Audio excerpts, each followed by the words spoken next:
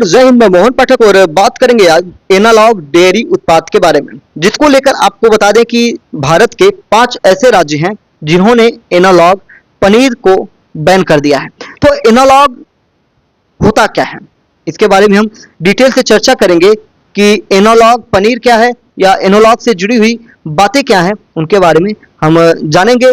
तो जिससे आपको पता चलेगा कि आपकी थाली में कैसी पनीर पहुंच रही है। ठीक है, तो आइए बता दें कि एनालॉग जो फूड्स हैं उनको बैन किया जा रहा है। चैनल पर नए तो एमपीएस हिंदी को सब्सक्राइब करके डेली करंट अफेयर्स और न्यूज एनालिसिस के लिए हमारे साथ जुड़ सकते हैं। सबसे पहले समझिए कि एनालॉग में सबसे ज्यादा किस चीज पर बैन की गाजगिरी है। तो एनालॉग पनीर जो है, इसको लेकर लगातार चीजें निकल के सामने आ रही थी और जिस पर यह चर्चा हो रही थी। पहले हम जानेंगे कि किन जगहों पर एनालॉग पनीर इस्तेमाल होने की संभावना ज्यादा होती है। तो रेस्तरां और dhaba, catering service, fast food outlet, processed food बनाने वाले आउटलेट, स्ट्रीट फूड आउटलेट और कैंटीन में, इन सभी जगहों पे आपको मिलता है। इससे क्या क्या बनता है? Paneer tikka, paneer butter masala, shahi paneer, kadai paneer, chilli paneer, paneer roll, wrap, pizza और पास्ता, सैंडविच और बर्गर, मोमोज और अन्य फास्ट फूड बनते हैं, जिसको खाने के बाद आप बीमार हो सकते हैं। एनालॉग पनीर को गलत लेबलिंग के साथ डेयरी पनीर बताकर बेचना खाद्य सुरक्षा नियमों का उल्लंघन है। ऐसे में प्रोडक्ट नष्ट करने, लाइसेंस रद्द करने और जुर्माने जैसी कार्रवाई हो सकती है। गंभीर मामलों में कानून के तहत सजा का भी प्रावधान हो सकता है। इसी तरह आपने मामला देखा था सोया चाप बैटर के बारे में, जिसमें एक बच्चा जो है लौटते पोटते दिखाई दिया था, यानी कि वो सोया चाप बना रहा था। तो इस सारी चीज को लेकर गीले फर्श पर जब वो रखे सोया चाप में बैटर में लौटता हुआ नजर आया, तो इसको लेकर कहीं ना कहीं फूड हाइजीन और फूड सेफ्टी को लेकर सवाल उठे थे। उसी तरह अब इन सारी चीजों को लेकर भी सवाल उठ रहे हैं। एनालॉग पनीर क्या है, सबसे पहले ये हम समझने की कोशिश करेंगे। एनालॉग पनीर पारंपरिक डेयरी पनीर से बिल्कुल अलग होता है, लेकिन यह दिखने और स्वाद में डेयरी पनीर के जैसा ही होता है।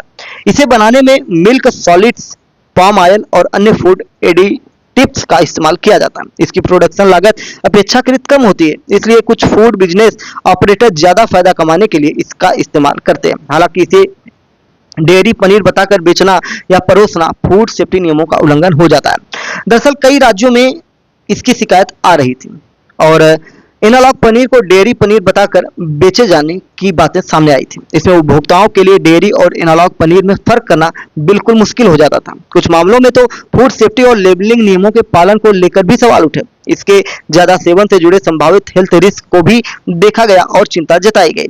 इसलिए सरकार ने सख्त कार्रवाई की ताकि उपभोक्ताओं को सही जानकारी मिले और भ्रामक बिक्री पर रोक लग सके।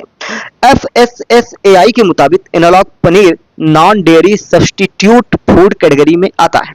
यह एक तरह से पनीर का विकल्प है, लेकिन इसे डेयरी पनीर बताकर जनता को बेचना फूड सेफ्टी के नियमों का उल्लंघन हो जाता है। उपभोक्ता को यह जानने का अधिकार होता है कि वह डेयरी पनीर खा रहा है या एनालॉग पनीर खा रहा है, इसलिए पैकेट पर स्पष्ट रूप से एनालॉग की जानकारी देना अनिवार्य है। साथ ही अगर होटल रेस्टोरेंट में एनालॉग पनीर का इस्तेमाल हो रहा है तो मेनू में भी इसकी स्पष्ट जानकारी होनी चाहिए।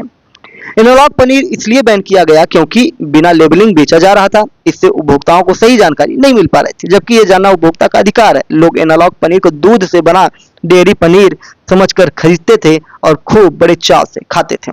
दोनों में काफी अंतर है, इंटीग्रिएंट्स और न्यूट्रिशन का होता है। इंटीग्रिएंट अगर हम डेयरी की बात करें तो इसमें दूध होता है, एनालॉग की बात करें तो मिल्क सॉलिड्स, पाम ऑयल समेत कई इंटीग्रिएंट होते हैं। कैटेगरी की बात करें तो डेयरी जो है, डेयरी में आपका आता है डेयरी प्रोडक्ट हो जाता है जो दूध से बना है, और एनालॉग वाला नॉन डेयरी प्रोडक्ट हो जाता है। न्यूट्रिशन की बात करें तो डेयरी वाले में प्रोटीन और कैल्शियम होता है, एनालॉग वाले में इंटीग्रिएंट पर निर्भर होता है कि कैसा प्रोडक्ट यूज किया गया है। दूध वाले की बात करें तो अपेक्षाकृत महंगा होता है, क्योंकि दूध निकालना जानवर से आता है, गाय भैंस से आता है, तो महंगा पड़ता है। और एनालॉग जो है अपेक्षाकृत सस्ता हो जाता है। लेबलिंग की बात करें तो डेयरी वाले में डेयरी पनीर का लेबल होता है, वहीं एनालॉग वाले में एनालॉग या नॉन डेयरी चीजें होती हैं। तो एनालॉग पनीर नकली नहीं होता, लेकिन ये दूध से बना डेयरी प्रोडक्ट भी नहीं होता, तो यह डेयरी पनीर का सस्ता विकल्प है। इसे नॉन डेयरी फैट और अन्य इंटीग्रेंट से तैयार किया गया। गलत और फ्रॉड बात यह है कि लोगों को गलत जानकारी देकर इसे बेचा जा रहा है और डेयरी पनीर नहीं है ये न बताना ही अपराध हो जाता है।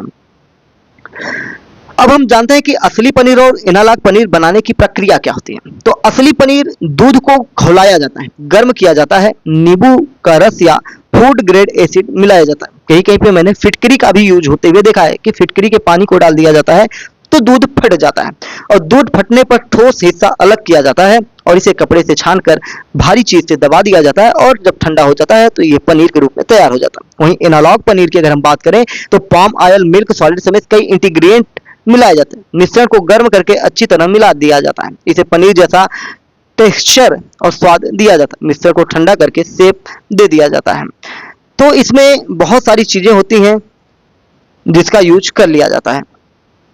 एनालॉग पनीर की अगर हम बात करें तो यह डेयरी का सिर्फ विकल्प हो जाता है। अगर सही मानक पर बनाया जाए और एनालॉग पनीर के नाम पर से बेचा जाए तो यह नियमों के खिलाफ हो जाता है।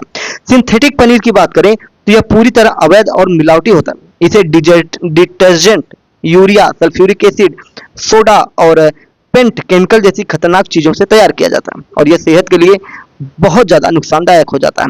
अब हम देखें तो एनालॉग पनीर के बारे में जानना हो और असली पनीर के बारे में जानना हो तो कैसे पता चलेगा?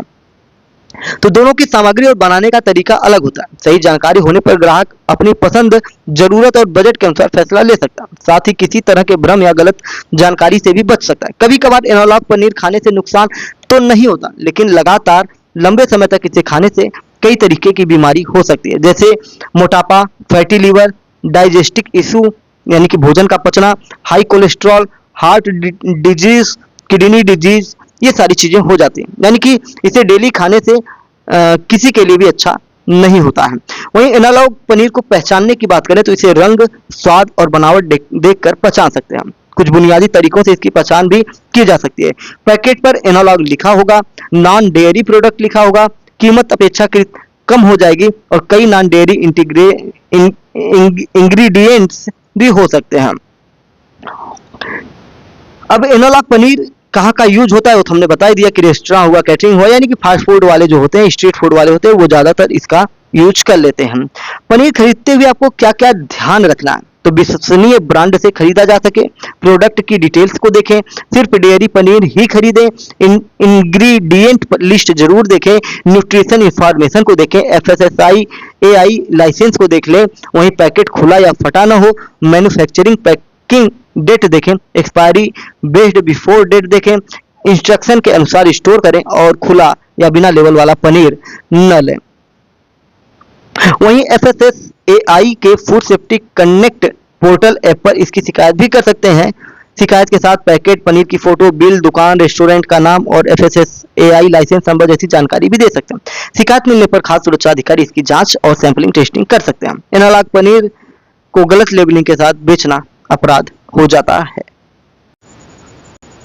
तो एनालॉग पनीर के बारे में हमने जाना, लेकिन एनालॉग के बारे में थोड़ा चलते चलते और आपको बता दें, एनालॉग डेयरी उत्पाद क्या होता है। तो वे कृत्रिम खाद्य पदार्थ जो देखने, छूने और स्वाद में असली दूध से बने डेयरी उत्पादों जैसे लगते हैं, लेकिन उन्हें असली दूध या मिल्क फैट के बजाय वनस्पति तेल जैसे पाम ऑयल, स्टार्च, मिल्क और पाउडर और केमिकल से तैयार किया जाता है।